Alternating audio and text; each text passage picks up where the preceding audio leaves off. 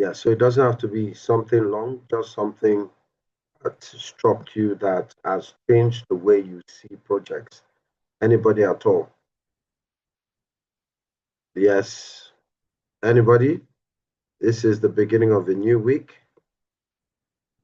Do we have? Hi, can you hear All me? right. Good evening, Ebu. We hear Hi, you. good evening, sir. Good evening. Okay. So I'll just start and then I would say one thing that struck me was the political aspect, like the having that a project manager has to be political. Personally, I always tend to shy away from politics because I'm like, Mm, not for me. mm. But just seeing that, I think I've seen that the political quality or political side of a project manager. I think you've mentioned it like more than once. So I'm like, okay, I think I have to start paying attention to playing politics in my engagements in future. Thank you. That's that's awesome, Ebu. Thank you for that. And I'm glad you brought that up. Uh, the politics we play is a little different from, what happens in mainstream politics. But what we are focusing on is that we play politics for the sake of our project, for the sake of securing resources. That's the major thing, right? It's similar to, it's the same concept, but ours is not for selfish reasons. Ours is for our project, for the sake of our project, get the best resources, play politics, don't be ashamed. And I think that was a good one. Thank you, Apple. Let me hear from one more person, then we start. Something that really struck you. That was a good one. Um, that's a good one, Apple. Something that really, Good evening. yay, yeah, yeah. Go ahead, Kennel. All right. So I think the major thing that struck me was the project manager must always communicate. 90% of everything that happens in the project deals with communication. And it made me realize when you talked about I think you gave some instances where case studies, I think, where there was little or no communication, and then the project kept dragging, and then they were not meeting their milestones. So by the time they put their acts together, and everybody came on board, they started having achieving their deliverables. So without communication, the project is already dead. So you just have to keep communicating with everyone, because the more you communicate, the more you achieve your delivery. Awesome, awesome, awesome. Thank you, Kennel. Communication is pivotal. Communication is key. Communication is how we get people to act. It's how we get stakeholders involved. My wife says something, a closed mouth is a closed destiny. I really don't know how it applies to project management, but I'm sure there's something closely related. We need to communicate and engage stakeholders, engage people, and there's something I hope they add in the eighth edition of PMI of the PMBOK, and that's something I've actually gathered from Scrum, which is Agile Project Management. And I think if you are in the IT or telecom space, it's not a bad idea to do Scrum as well. Um, there's something called collective intelligence. And collective intelligence is where you tap into the knowledge of your team as a collective. When you're managing projects, you find out that the knowledge people have, when we use it together, right, it becomes collective intelligence. So it is everybody's contributing. We cannot gain collective intelligence if people are not communicating, if people are not engaged. And that's another thing that I've learned in my career as a project manager. You tap into collective intelligence when you start speaking to people. Kennel, thank you. That was a great one. That's a great one. And I think that's enough to start us up. I just wanted us to get into the mood, and I think those two are very good things to look at in the last week. Now, we stopped in benefits management, and let me just refresh our memory on benefits management. Please, those the case studies I'm sending us, please do read them. Read them because they actually help to understand some of the concepts we're talking better. This is the first time in my training career that I'm doing summaries and case studies that are not long. And if you just listen to them, thank you for that heart. Thank you, Patrick. If you just listen to them, you really, the key points, you really get them, right? So I'm going to continue doing it. And I'm already creating a folder of all the case studies. And I'm sure it's going to, maybe I can get a book. You know, this age of AI, a lot is possible. Maybe I just, all these recordings I'm doing, I just turn them into my own book and I just become a project management author. Who knows? All right. So let's talk about benefits management. Right. Benefits management. Yeah, Mr. Oluwaseun, you are welcome. Very welcome.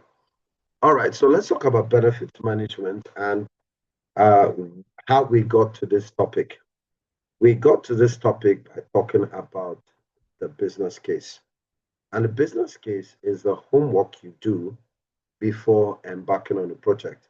The goal of the business case is to ensure that the project is going to be beneficial to stakeholders. And when an executive or a sponsor goes through the business case, it convinces them that the project is a worthy venture, and then you now see people investing. So any business idea or anything that can launch the organization into into a higher dimension or in line with their strategic objectives, we create a business case to justify the need for the project and to how to articulate the benefit and the cost and the risk that the project will have. Now, once you've created this business case, we also talked about, that's on Friday, a benefits management plan. The goal of the benefits management plan is to track the benefits that the business case promised. Because the business case is a promise that if we carry out this project, these are the benefits we should see. Convenience, your customers will have more customers, will have more, so the business case has promised us some things. The benefits management plan's job is to track those benefits so that we can realize them. Now, there's one golden rule. The moment we discover that a project's benefit is not realizable, you stop the project. And how do we know when benefits realization is not going to be feasible? You have to track benefits. That's the basis of the benefits management plan, right? We need to track benefits throughout the project so that it's not just, we don't wait till the end when we've spent billions of dollars or billions of any currency, and then we just discover this project was already not meeting up. I'm sure if we have benefit management as part of an evaluation for project, we'll have more successful projects. But nobody's looking at the table, nobody's looking at what's happening. It's very easy for projects to derail when we're not tracking benefit. So yes, last week, I almost said yesterday, last week we talked about different parts or components of the benefit management plan. One is that your benefits management plan should talk about target benefits. These are the tangible and intangible value to be gained from the project. And I explained tangible value is anything that you can measure. So revenue, uh, market share, and intangible value are those things, are those benefits that are difficult to measure, like goodwill. So we talked about that. So your benefits management plan must be able to track benefits. It should also show that the strategic alignment to the business, the organization's strategic objectives. Then we also talked about time frame. When should we be expecting benefits? Now, let me give an example. Let's say that you are the project manager for a new company that wants to start a new kind of drink. And when I say drink, I'm talking about soft drinks or soda, you know, fizzy drinks. It's called different things in different regions. And you're the project manager. Now, imagine that the factory for this to build the soft drinks, the new type of soft drinks, is going to take 1 year to build. Can we get benefits before 1 year? If the factory is going to take 1 year to build, can we get benefits before 1 year? Can someone help me? No. No, we can't. So that means before the project starts, we should already set the time frames. We should be able to say, okay, just like Dangote's refinery, yes, it was completed in 10 years, but even when it was commissioned, it was around December that they started getting revenue, right? December that they started actually, releasing the different types of fuels. It was around December. That means that, if they're not tracking the time frame, then how do we know when benefits are meant to come? And please, when we talk about benefits, most times is revenue, most times. But like we said, benefits can also be intangible. But most times um, it's usually money, revenue, right? Then benefit owner will be the manager of the plant, someone who can get data and report like sales, transactions, revenue information, and so on.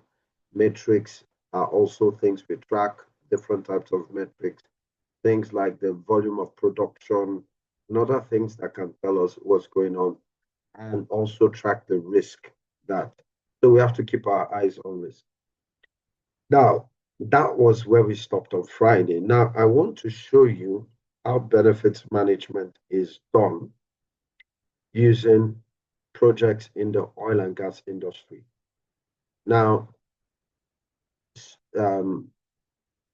you might have heard this before, E&P. In the oil and gas industry, E&P is a very popular acronym. Does anybody know what E&P stands for? Let's see if we can do a little quiz. E&P in the oil and gas industry. Does anybody know that? Yeah, Keno? Exploration and production. Thank you. That is it. Now, exploration and production are part of the value chain in the creation of crude oil, which means these are part of the phases and stages that we have to pass through in order to produce crude oil. And crude oil is valuable for many reasons. So let's look at let's use an oil and gas project to show how benefit management works. Now, before the project starts, and that's where the pre-project phase is, I hope you can see the line.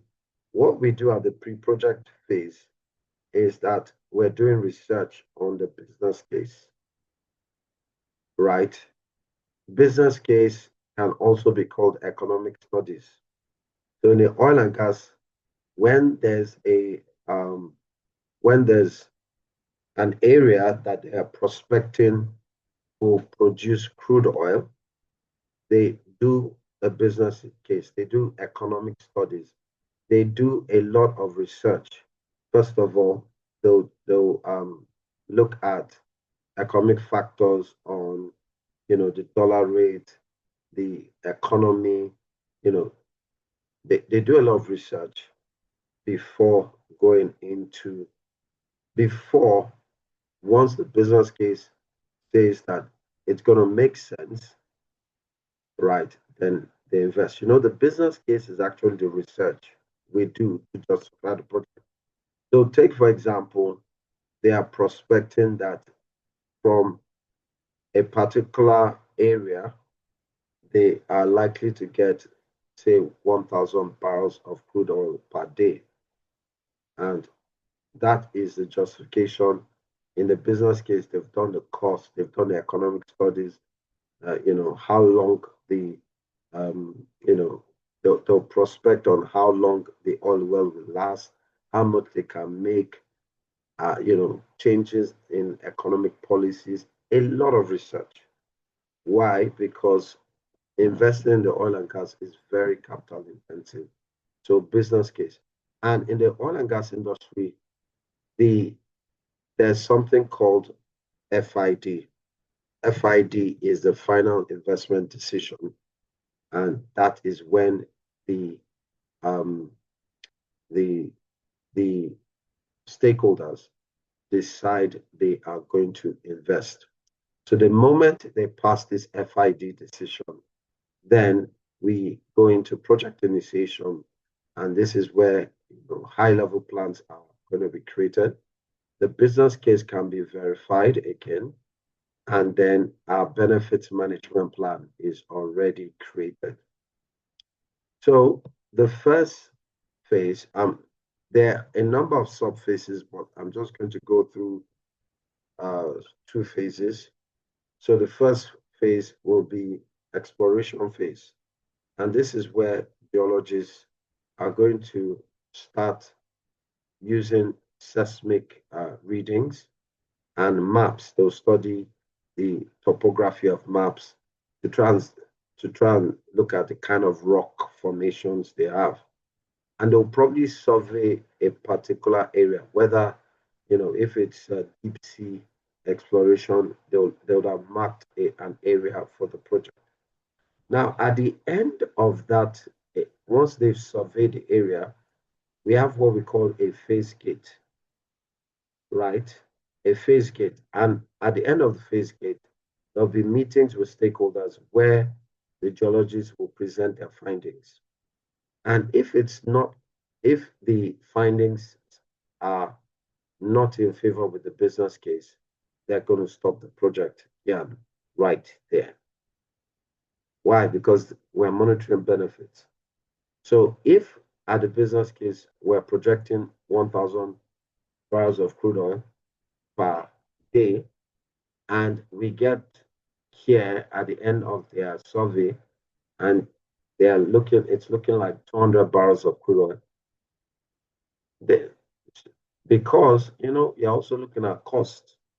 So they might decide it's not worth the investment, and they'll stop it here. Now, if the data they've gathered is similar to what they're expecting or better from the business case, what do? They now move to the next phase. The next phase is called drilling, because the only way we can know quantity of crude oil is where engineers have to now drill into the subsurface to locate crude oil. The geologists do not go under the ground. I used to think geologists actually are involved in drilling, but I discovered they're not. They just get, and of course we have a geologist in the house, they just get, data, maybe samples of rocks, but the actual drilling is where they drill some wells, and they now look at, the actual quantity of crude oil. So when they've drilled all the wells and they finished drilling, we can now confirm benefits. And what are we confirming with the business case?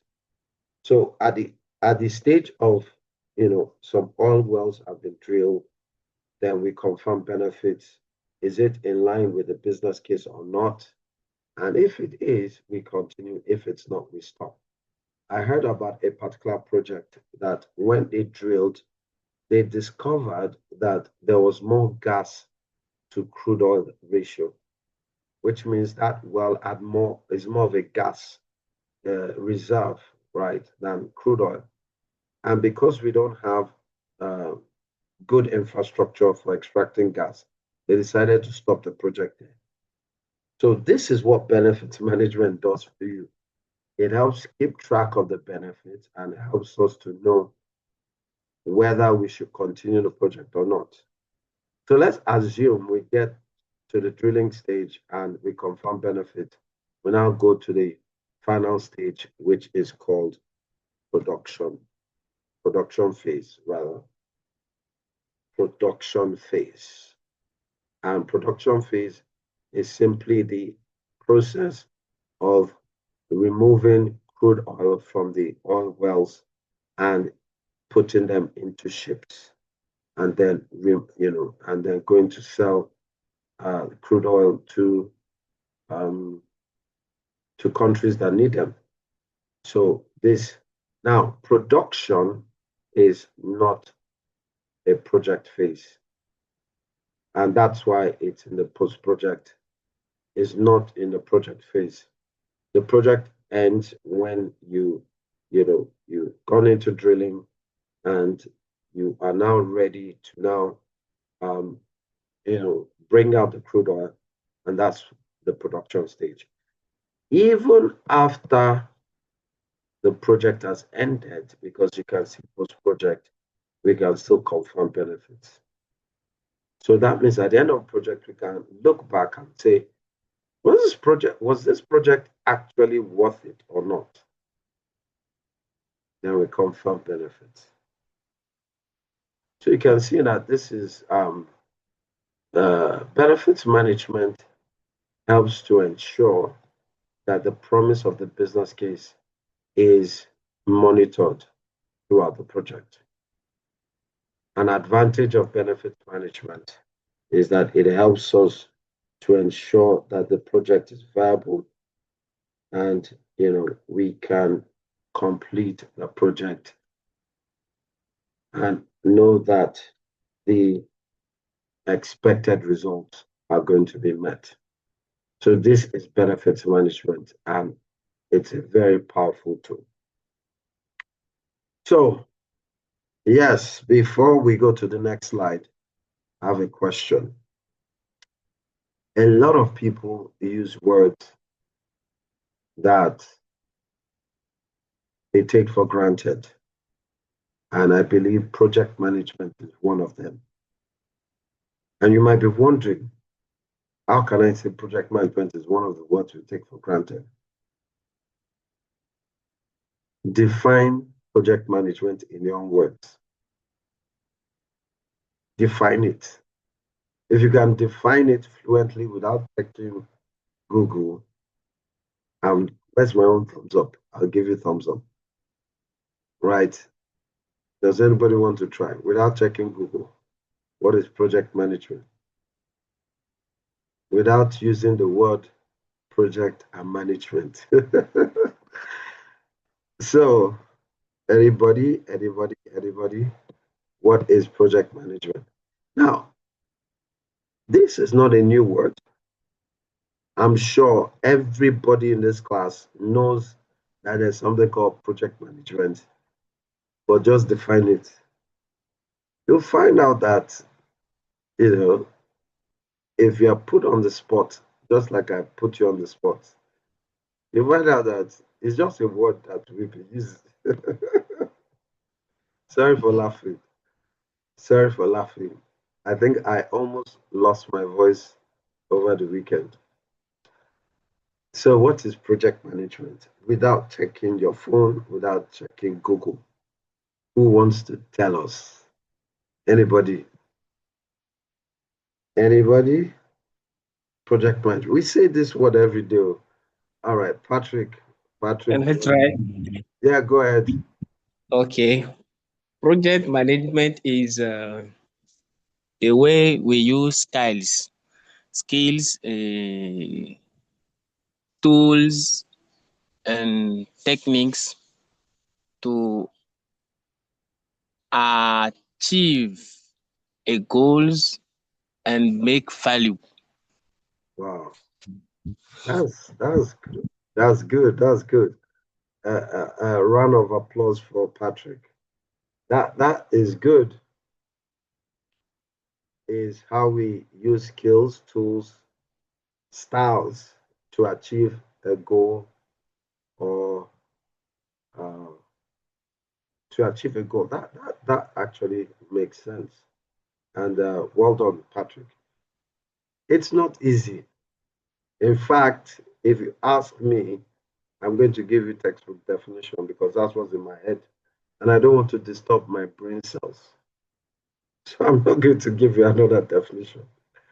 I can't define project management in my own words. Since I saw this definition, it has stuck. So thank you, Patrick, for that. So PMI, the Global Institute, decided to give us a definition so that we don't sweat under tension. Just imagine someone asking you this kind of question in an interview. Yeah. So ask you, define project management. And out of all the skills your CV is saying, asking for that simple, it can actually be embarrassing. So let us learn it together. Now, let me say something. This is PMI's definition of project management. I don't think it's the best. I've actually seen better definitions of project management. But since it's their course, let's learn it.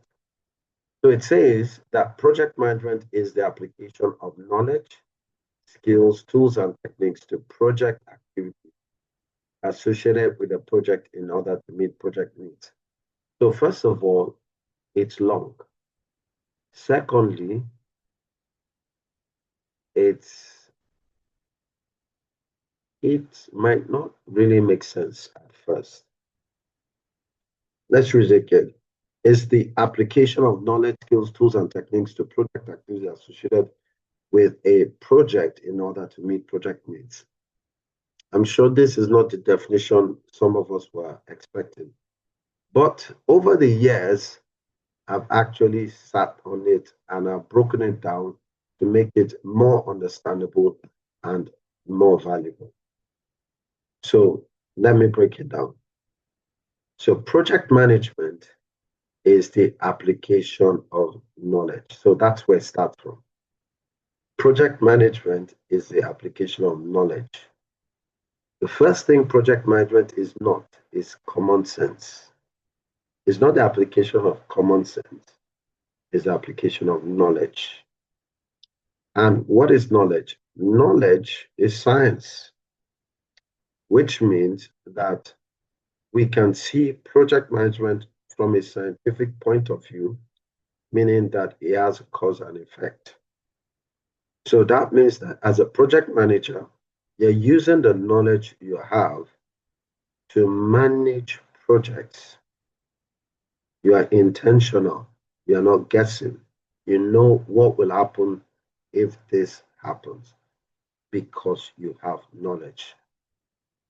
Now, where do we get the knowledge from? This is why PMI has created what we call the Project Management Body of Knowledge, PMBOK. And that's why the exam is based on the PMBOK.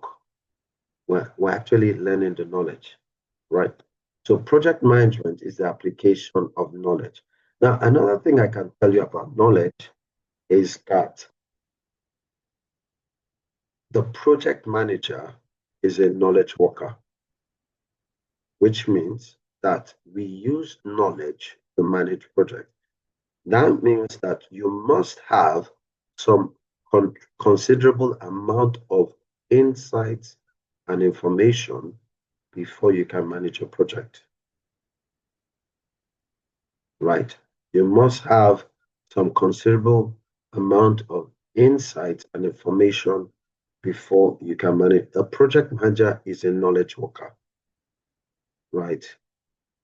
He uses knowledge to manage project.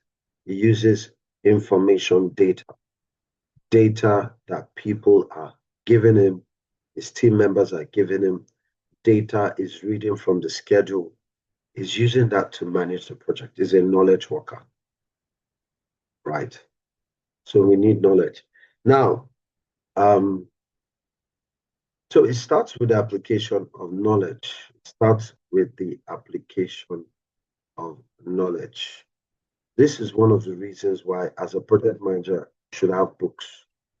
You should have books on project management. You should have books on the area of project you're working on. You should be able to research because you're in knowledge. That's it. But that's not the end. It's also the application of skills. And when we talk about skills, we're talking about what we call soft skills. And this cuts across several areas: leadership skills, conflict resolution skills, problem solving skills, communication skills, presentation skills, negotiation skills. So there are a lot of skill sets that complement a project manager's ability to manage a project. Knowledge alone cannot do it. You need a diverse set of skill sets, right? So it's application of knowledge, application of skills, and tools and techniques. Now, when we talk about tools, we're talking about things like software. We use software to manage projects. When we talk about techniques, we're talking about different methods that we use to carry out project activities. And a good example is brainstorming. Brainstorming is a technique to generate ideas for your project. Right. Now, another way I want us to see tools and techniques is this. Remember when we started this course, we counted 49 processes. We counted 49 processes, right? And each process has tools and techniques. We're going to start processes soon. And what you're going to discover is that each process has tools and techniques, right? Now, permit me to substitute tools and techniques for processes because we find tools and techniques embedded in processes. And let's read the definition again. Project management is the application of knowledge. We know what that is. Skills, we know what that is. And processes, that's a new dimension, which supports the fact that project management is process-driven. And when we carry out the processes, we use tools and techniques to complete each process. So when we apply all this to project activities associated with a project in order to meet project needs, then we're talking about project management.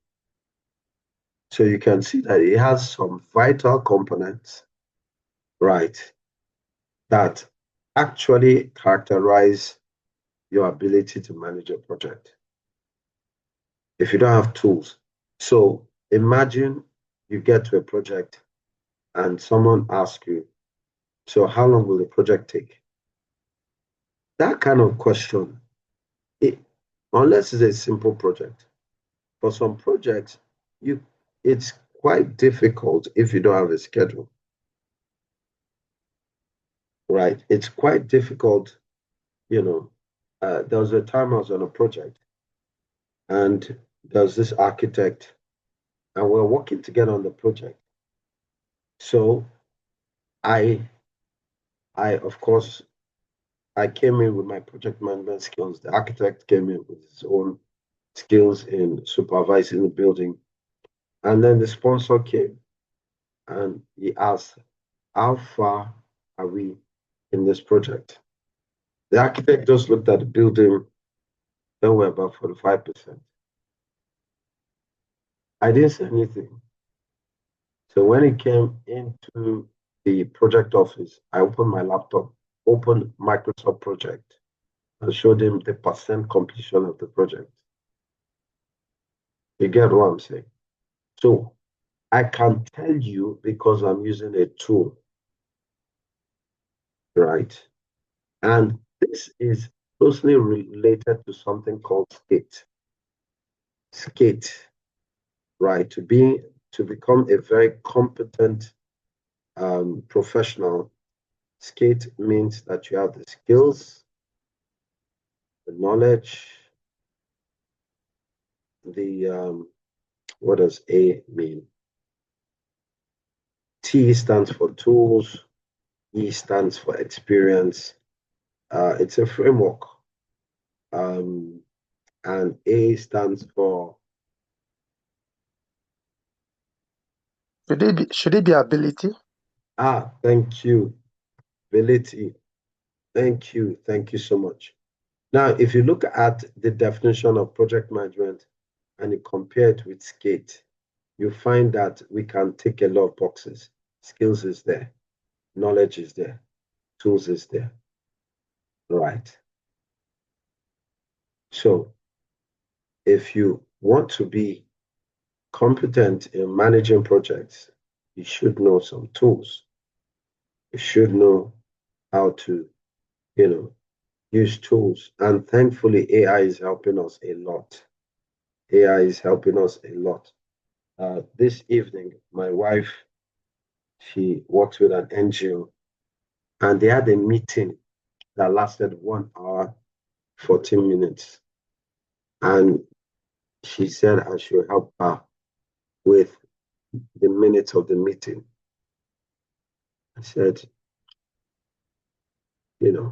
okay, no problem. Of course, I play a lot with AI tools. So first of all, I used an AI tool to transcribe. After transcribing, I used an AI tool to put it in Word. After putting it in Word, now put ChatGPT. I said, you are an exceptional assistant, executive assistant. Please bring out the minutes of this meeting with all the jokes, and when she saw it, even I was surprised. Why? Because ChatGPT picked out all the names of people in that meeting without them introducing themselves. It put 9 names: Mani, Bumi. So tools actually make us exceptional. So this definition is not bad, though it's not the best. I've seen better definitions of project management. So it can include developing requirements, determining realistic goals, managing the triple constraints. And when we talk about triple constraints, what are we talking about? We're talking about scope.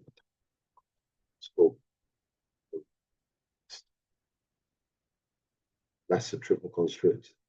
Managing triple constraints, adopting the various plans, bringing different plans together to achieve the goals of the project and stakeholders. It's part of project management, bringing all our plans, adapting them, making them into a solid master plan. Project management can start with the selection of the suitable processes associated with completing the work of the project. It can also involve using an established methodology to align the project and product requirements for product specification. So that means that project management has different approaches, different methodologies. That's why we're talking about Agile, we're talking about waterfall, and we can use them in order to achieve the goals of the project to create products, services, results. So that's project management. Let's move further in this series of definitions. We're going to look at a series of definitions now. And understanding these definitions will help us to see where, how, and everything plays out. Now, there's another definition I'd like us to know. It's called the project management system. And it's a set of procedures, tools, and techniques, processes, and methodologies that an individual project manager, PMO, or company can use to manage projects. Now, I like to describe the project management system as the entire ecosystem of how a company manages projects, which includes the tools they use, which includes the processes they carry out, methodologies and approaches, which means the way company A manages its projects based on their project management system can be different from the way company B manages projects, the tools they use, right?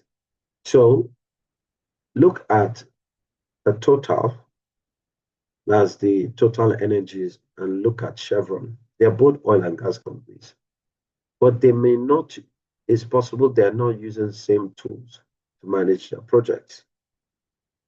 Why? Because their project management system is different and unique to their needs.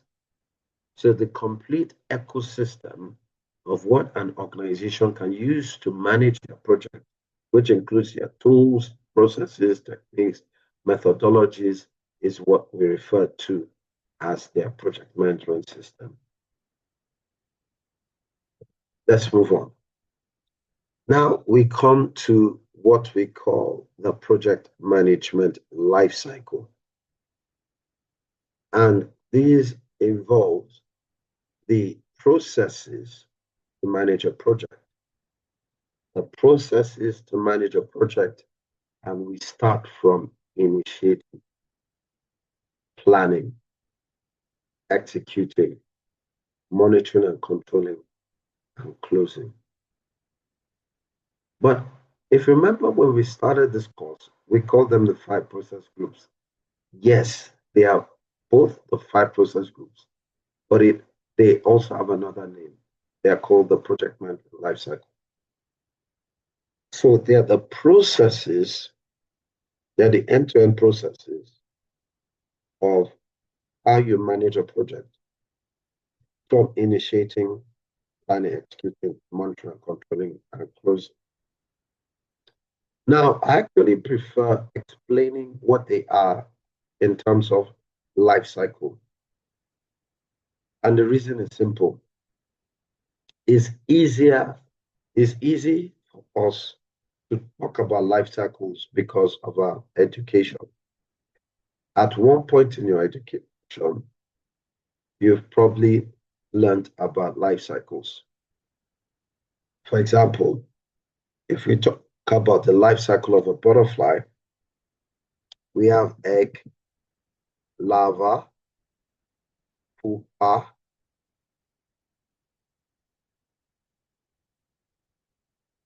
egg, larva, pupa. I think this is where my biology stopped. Can someone help me, please? Adults. Also, what do you say? Adult. Okay. Adult. Yes. Thank you. So I'm going to go back and collect change from my school. They didn't teach me well. So egg, larva, pupa, adult, or imago, right? Now, so when we think about the life cycle, it's not easy for us to picture the project management life cycle, because just like the egg is, it's the same thing as where we start, initiation. Then we understand that larva is another stage of development, which means planning is another stage of development in your project. and we understand that Pupa is another stage of development, then we understand that executing is another stage of development to the project. And when we get to the end and we get the adult or imago, that's actually the goal of the life cycle, to get to that end where we say that we have completed the project. Monitoring and controlling happens within each stage to ensure that we can transition from one stage to the other. So if you can picture your project in stages, you'll understand the project management life cycle. Now, I'm going to beg us, especially if you come to my class, I'm going to beg you, please don't catch yourself calling these things phases. They are not phases. The best you can call them are the project management life cycle stages. You can call them stages, but you can't call them phases. You can't call them phases. Please. No.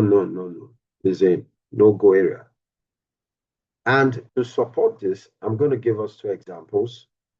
But one of the things to support this is the statement that comes below. These processes can be performed throughout the entire project, or they may be applied phase by phase, which means they're not phases. If they were phases, then we won't use that you can apply this phase by phase. It doesn't make sense, right? So please note, they are not phases, they are stages. And I'll prove it to you. I'll prove it to you.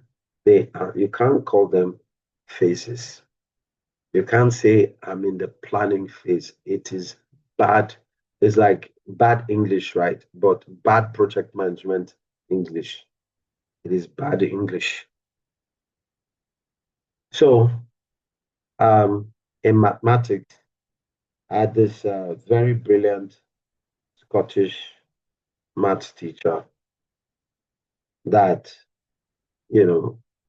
anytime we wanted to prove mathematical points, we will start from first principles. We'll prove this. Then she said that when we finish, we should put QED. QED is French for, this is where I need Patrick and Aristide.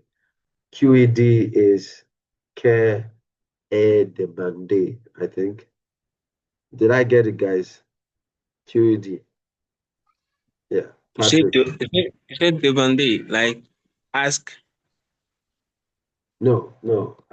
Maybe I'm not pronouncing it well, but we used to do this QED. That's what was demanded, right? Yes, QED, but I know it was French. And we will prove it. So I'm going to do the same thing. So why can't we call these project management life cycle stages? Why can't we call them phases, right? So first of all, when we talk about phases in project management, we define them under another concept. We define phases under the context of the project lifecycle. So what is the project lifecycle? It is the series of phases, and you see the word phases, that a project passes through from its start to its completion. The series of phases, right? So let's look at construction. What are the phases in construction? You have the foundation phase. After the foundation phase, you start erecting the carcass, putting the beams, Then you have another phase where you're now laying the blocks. You have another phase where you are doing the roof. Those are the phases, right?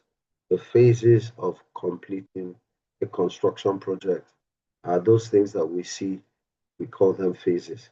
Foundation, erecting the carcass, the roofing, painting. Painting is not really a phase, right? Or finishing. Finishing, then you have painting as one of them.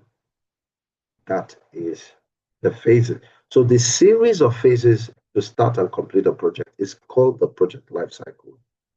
And it coexists with the project management life cycle.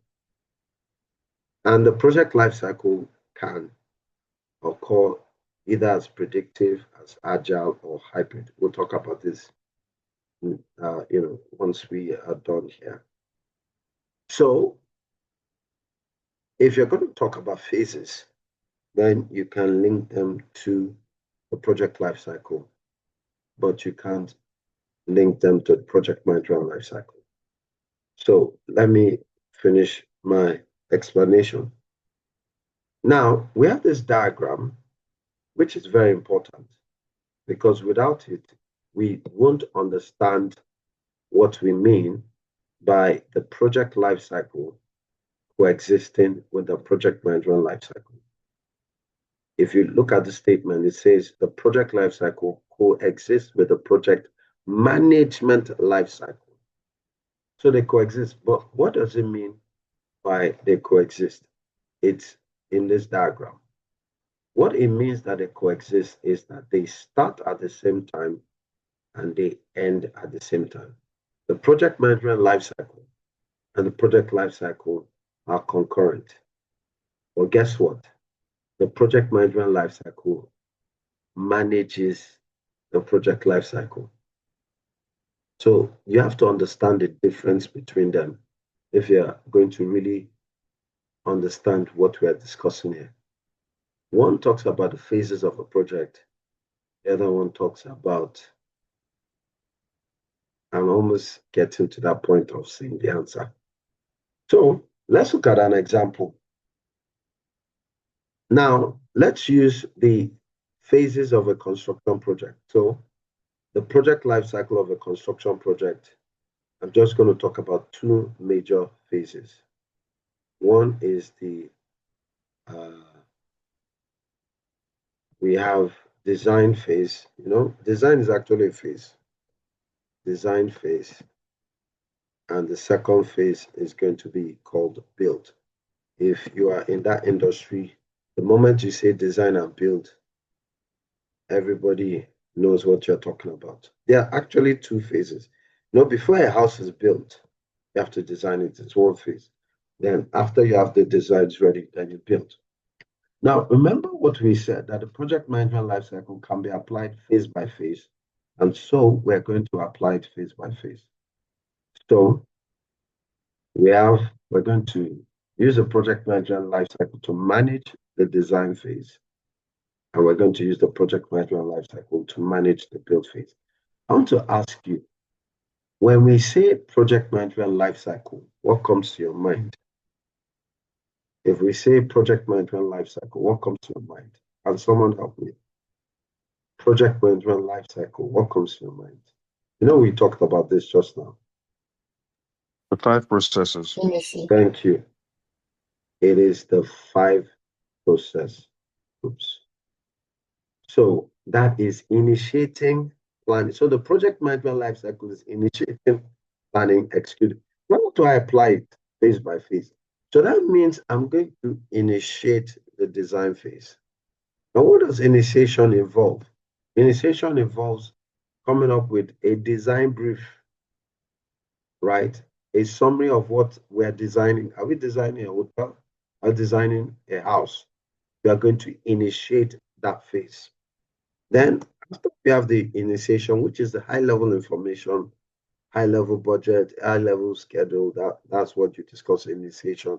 Then you are going to plan the design phase. You're going to plan which architects, which tools, what resources, how much time, how much budget, everything will be planned. Then we go to the next, one, which is execution. And after everything has been planned, we execute. Then at intervals, we get feedback from the sponsor who's going to help us, and then we'll now make changes, monitoring and controlling. And then once we're the sponsor is happy with the design, then we close that phase. Then what do? We now initiate the build phase. We initiate the build phase. We plan the build phase. We plan materials. We do material planning. We do resource planning. We do procurement planning. We do a lot of planning here. Then after all those plans are done, we execute the plan. We monitor and control, make corrections, close the build phase.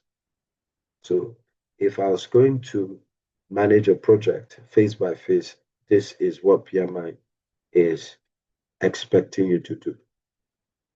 And understanding this means that you can actually apply PMI processes to carry out your project and manage it sufficiently. So let me land and we'll take a break because it's as if I'm talking too much. All right, let me explain why we can't call them phases. I'm still talking about why we can't call them phases. So two friends, childhood friends, met. Okay, did they meet at the party? Let me look at something of interest. Okay, they met at the party and no. Okay, they met at the party and they are catching up and they have time. They are at the party, so they keep talking, catching up. Oh, where are you? Are you married? Blah blah blah blah blah blah blah blah blah. So one of them asked the other, "What do you do?" Oh, I'm a project manager in a construction firm, and interestingly, we have this very innovative project which we just started and so on. So the other friend says, "What stage are you in?" Listen to this. Listen to this and tell me if it's correct. So he now says, oh, we are at the planning phase of the design phase. And his friend said, please can you can you come again? I says, yeah, so we're actually in the planning phase of the design phase. His friend is like, I really don't understand what you're saying. And it's like, we're in the planning phase of the design phase. So now he's lost. What if he had told his friend that we're in the planning stage of the design phase? Isn't that much clearer? We are in a stage of a phase. It helps us to understand the difference between the project management lifecycle, which means we manage projects stage by stage. When we finish one stage, we move to the next stage, move to the next stage, move to the next stage, and that is it. If you are watching a stage play, look at the name stage play. There's a stage for each scene. And actors move from one scene to the other. Sometimes they go back to another scene because we want to achieve different things at different stages of the project. So this is why we can't call them phases. They are stages. They are things we do in each stage. And there are major outcomes of each stage. And that's what we're saying. So don't catch yourself. Never find yourself saying, we're in the planning phase. You're on your own. That's all I'll say. All right. So now we've talked about the project life cycle and project management life cycle. And we understand that the project management life cycle manages a project. And I'm going to pause a bit so that I can really show you how it does that. Right? I'll show you how. Don't forget that the project management life cycle is initiating, planning, executing, monitoring, and controlling, and closing.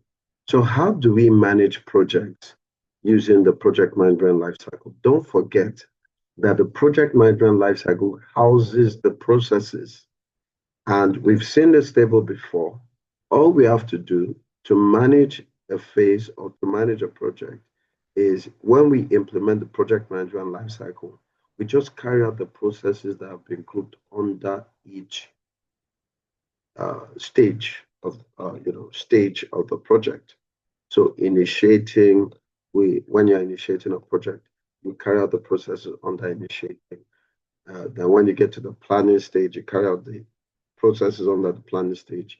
When you get to executing, you carry out the processes under executing, monitoring and controlling, and closing.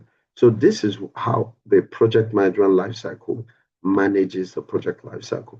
And that's exactly what we're talking about. So the fact that we are saying the project management lifecycle manages the project, what is really going on is that you're going to carry out the processes under each stage of the project. Under initiating stage, we develop the project charter, right? And we identify stakeholders. And that is how you manage projects consistently, either phase by phase or the entire project life cycle, right?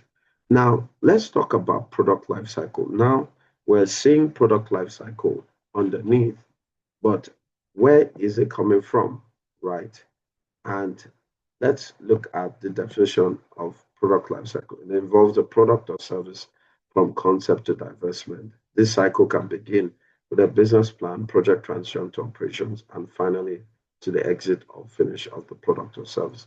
So that's the definition of product life cycle. But what is it doing here? Now, there's something we need to know. Every project has three major deliverables. Every project has three major deliverables.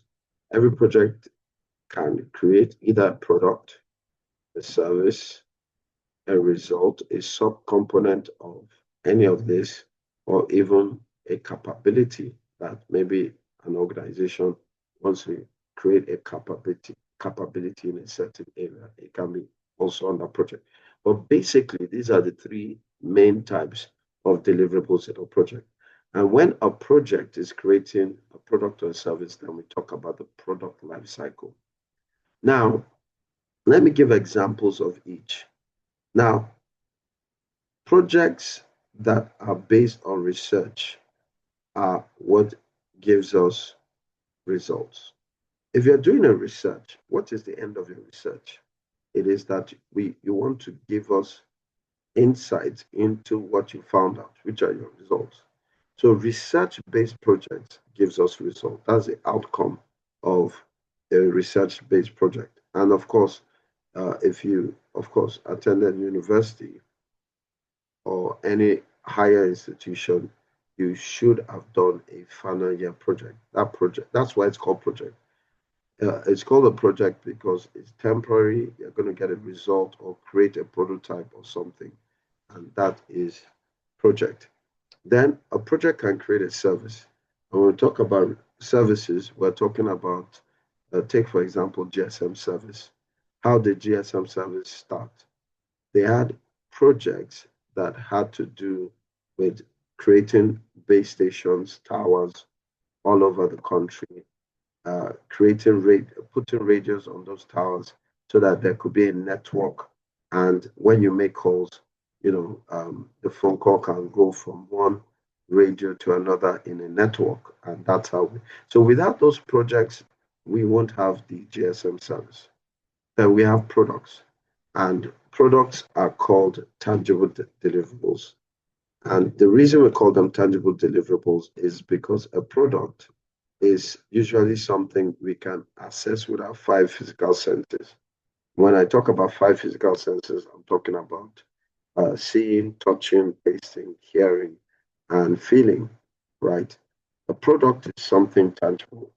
Like you can hear my table, that's a product, it's tangible. Anything you create that is tangible is called a product. Now, unlike services and results are called intangible because you do not necessarily, you might not necessarily assess them with your five physical senses, right? But, and it's, they're not tangible deliverables. Yeah. So let me give you an example. So GSM service, right? We use the GSM service through our phones. We don't see network waves.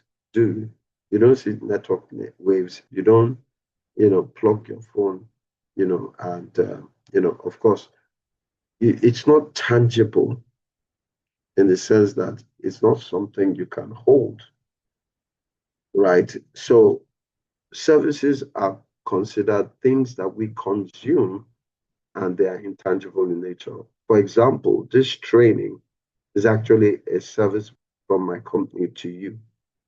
Now, at the end of the training, apart from the materials we sent you, at the end of training, if you stand up from your laptop, right, nobody's going to know that you did project management training because knowledge is intangible. Knowledge is intangible. So if you stand up, nobody's going to see or know that you've actually undergone a training. It is a service. So services are normally called intangible deliverables because of the nature. Sometimes you just consume the service. You don't have any tangible product to show that you've actually engaged in a service. And that's what we're saying. So that is where products and they are the end results of our projects. And that is why we can now talk about the product life cycle because the project will deliver a product and the product itself has its own life cycle. Now, if you look at this diagram, it's very easy to see that projects create products. But if you look at the diagram again, it looks as if it's wrong. And let me explain why I say it's wrong.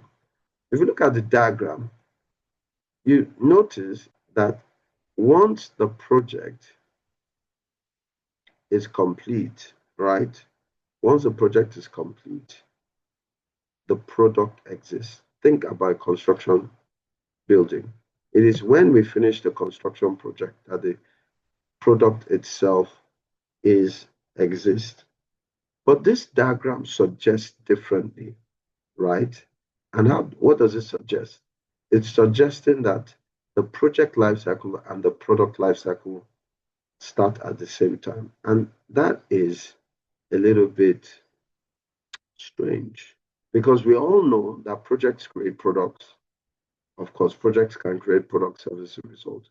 So shouldn't it be that the product lifecycle starts when the project has delivered the product? But what we see is that the product lifecycle actually starts with the project. The question is, what is going on? Now, what is going on is that the product lifecycle actually does not start in the form it's delivered. The product lifecycle starts as a concept, as an idea. And that's why if you look at the definition of the product lifecycle, it actually tells us it involves the product or service from concept. You can even see it. So every product actually does not start as a tangible thing. It actually starts as an idea to closure, right? So that is what we're saying, that every product actually originates from an idea. And this makes us understand the role of project management. The role of project management is to translate ideas to what reality. That's what we watched in the project economy when we started this training.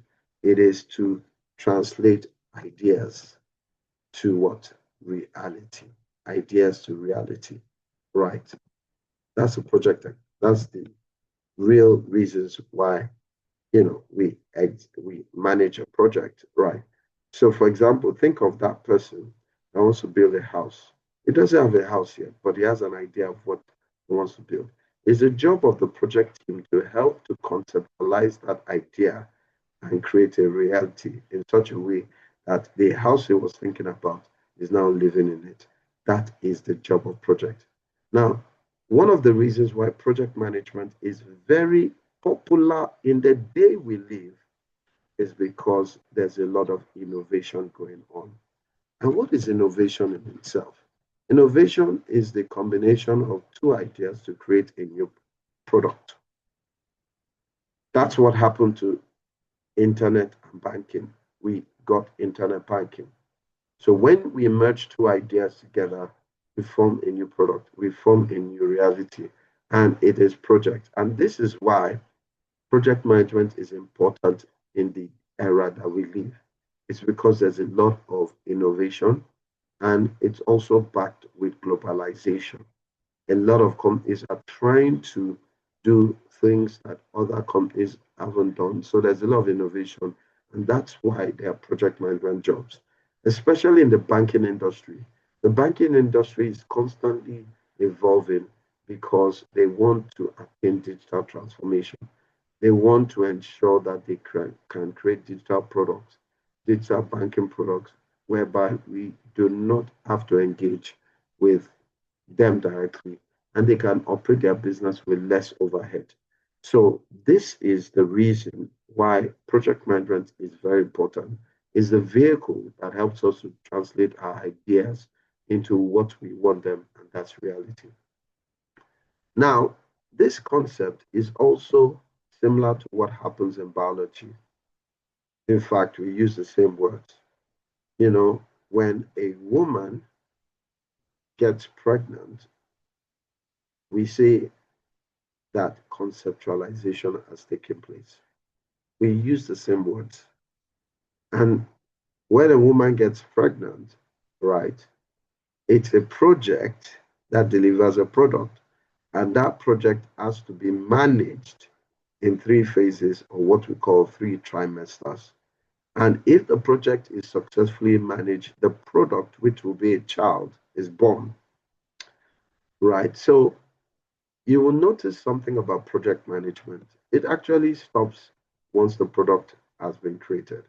So once the child is out of the womb, there's no need to go and do maternity, right? You don't need to, okay, of course, shortly after the child is born, maybe you might do some checkups, but the main reason why you are doing maternity checkups is because of the child. So, so what I'm trying to say is that once the project has delivered the product, your project team goes to look for another project. They don't manage the product. I hope you get what I'm saying. So once we've delivered on the construction team go and look for another construction project. They don't help you manage the house unless you call them for some things. Now, what I'm trying to tell you is that project management is just one half of a full picture. And what is the full picture? The full picture is that we still need to manage the product, but it's another arm of the business that does that. So project management's job is to create a new product, service, or result. And whose job is it to run and manage the remaining of the product lifecycle? It goes by many names. We call it operations management, right? We call it production. If it's mass production, we call it facility management if it's a building. And we can also call it product management if it's an app. So one thing is consistent is that we need to manage the product after it comes out. Just imagine a baby and the parents they come and meet the baby and say, congratulations for making out successfully. This key is a key to a warehouse where everything you need to are 18 is there. And, me and your mother want to go and enjoy our life in Canada, have a good life. Of course, the product is going to die.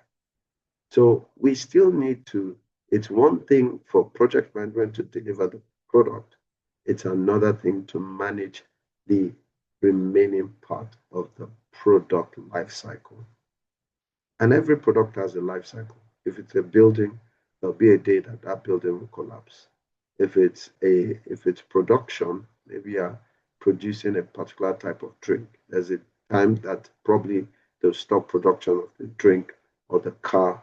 So every product has a life cycle, which means it will one day come to an end. So let's move on and talk about how projects are delivered. So we have what we call, you know, project and development life cycles, and this talks about how projects are delivered. Now, the first one is called predictive or waterfall, and here scope, cost, and time are determined early in the early stages of the life cycle.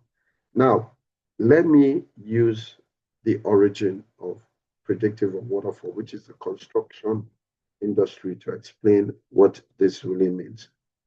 Now, when we say scope, cost, and time are determined early, we're saying that if you look at a construction project, the scope, cost, and time has to be determined early, because we don't go into a construction project without knowing the full scope or how much it will cost or how long it will take.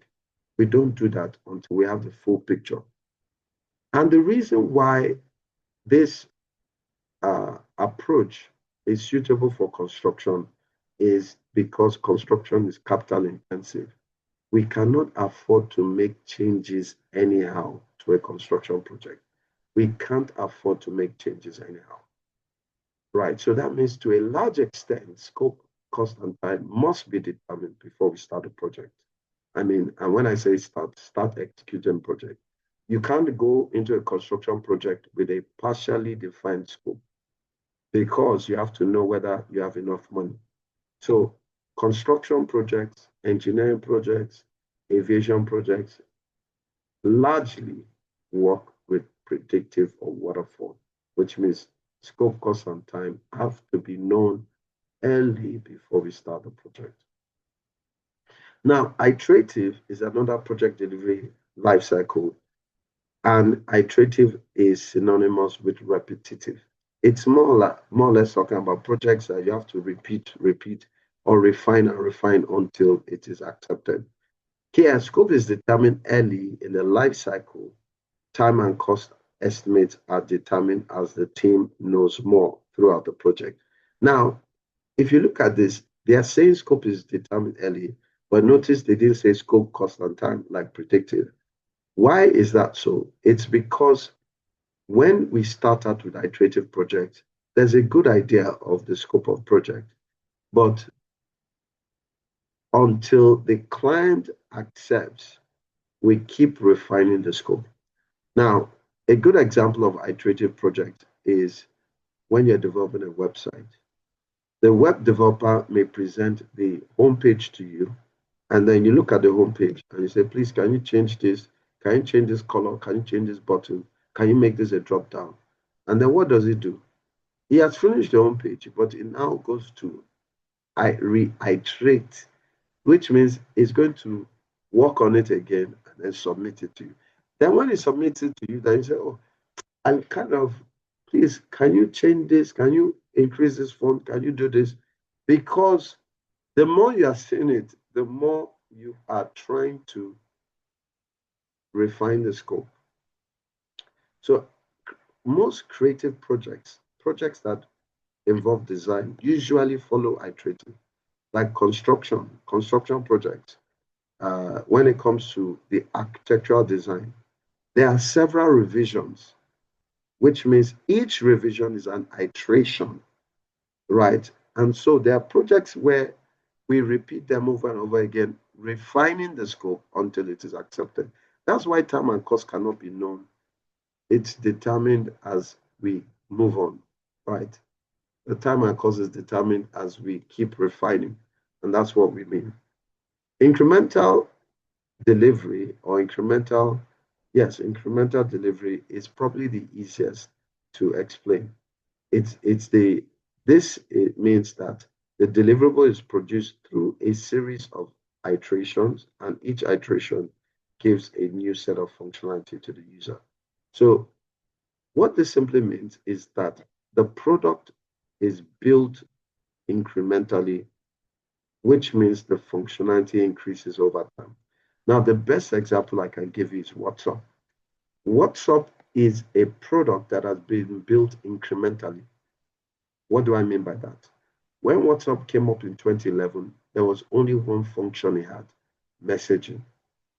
But over the years, it has been built incrementally. So it moved from just messaging to phone calls, from phone calls to group phone calls, from group phone calls to video calls, from video calls to status. And they've been increasing the functionality. That is what we call incremental delivery. And this works very well with apps or software, where the first thing you see is some functionality. Next thing, you just realize that they're adding more functionality. And a lot of software companies like Zoom, they do it. You just notice that there's a new feature you've not seen. WhatsApp is probably king at this because there are times I just see that there's a new feature. And that is the nature of incremental delivery. Adaptive is adaptive means that we are able to change the scope at any time. So the scope is not fixed, unlike predictive. Scope is not fixed and can change at any time t. Adaptive is also houses what we call agile or flexibility to change and speed. It also is the name for iterative or incremental. So that means that iterative, incremental, and agile are also known as adaptive. Agile is also an umbrella name for all of them. So you can say we're doing the adaptive approach or agile approach. In fact, to be more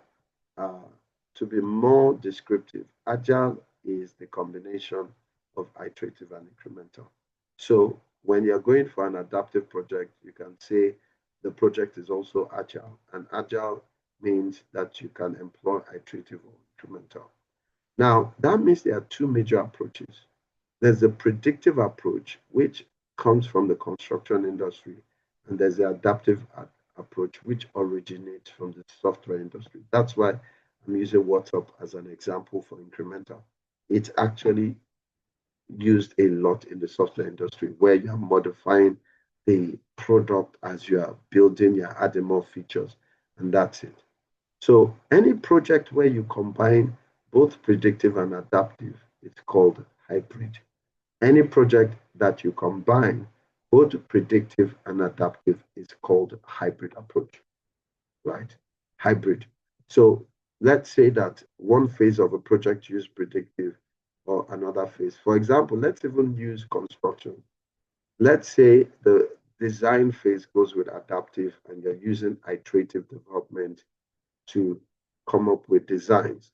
And then for the actual construction, we're using predictive. What does that mean? We've used a hybrid approach.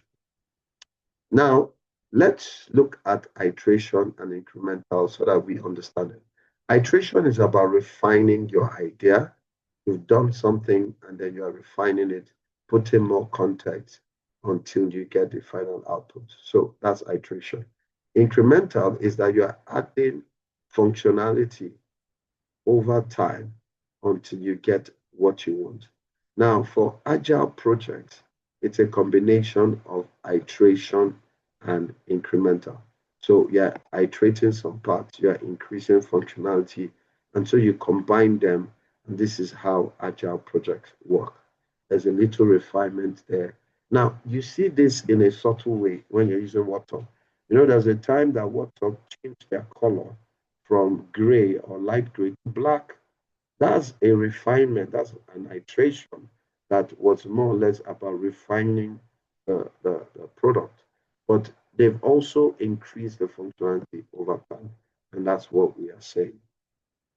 Now, let's look at cost and staffing level in project management. And of course, your cost follows staff. The more people you have on a project, the more you have to pay them. So looking at the typical flow of projects from where they start to where we execute them, you'll find that as more people join the project, the cost of the project rises, and it gets to the peak during execution, at the heart of execution, where a lot of people are doing work and you are spending a lot of money But the moment the deliverables have been accepted, all you have are people that are going to start tidying up their work, since the deliverable has been accepted. Your project team and staff of the project begin to reduce until we complete the project, close it out, archive the document. Now, let's look at one more thing, and we call it a day. At the beginning of a project, your risk are at their highest. The risk of a project are highest at the beginning. Now, this is true because at the beginning of a project, there are a lot of uncertainties. Anything can change. So when you start a project, that's when the risks are highest. But as you begin to execute a project, the risk and uncertainty become reduced because now the project becomes clearer, the unknowns are now becoming known, and then your risk reduces, right, as you execute your project. On the flip side, the cost of changes of a project are lowest at the beginning of a project, but they grow increasingly high. Why is this so? Let me use an example. So if you're building a two-story building, you are building a two-story building, right? Now, at the beginning of the project, we're not saying that changes won't cost you. It will cost you, but they are the lowest. So you're building a two-story building, right? Now, before you start the project, you now change your mind to a three-story building. Of course, it's going to cost you more. Why? Because you need more materials. You probably need to dig a deeper foundation. So there's going to be a cost of change because you are changing the project and increasing the size of the project. But you cannot compare the cost of change at this point, right, at the beginning, to the cost of change when you've almost finished the two-story building. You're almost done with the two-story building. And then you now decide to change to a three-story building. Maybe you're at the roofing point. Now, a lot of things need to be done. Now, first of all, you have to check that the foundation can support another floor. And if the foundation cannot support the floor and the three-story building is a must, that means, and there's nothing you can do to support the foundation, it means you're going to have to pull down the two-story building, dig deeper, and look at that cost. It's going to be greater than if we had made up our mind to that change at the beginning of the project. So what does this tell us? It tells us that try and make all the changes as much as possible at the beginning of the project because that's when they'll be cheapest. Changes as you move further in the project becomes higher. And that is what this graph is telling us. So this is where we're going to stop today. Trust you enjoyed today's class. Looking forward to seeing you tomorrow at the same time. Good night and God bless. Good night, good afternoon, and God bless.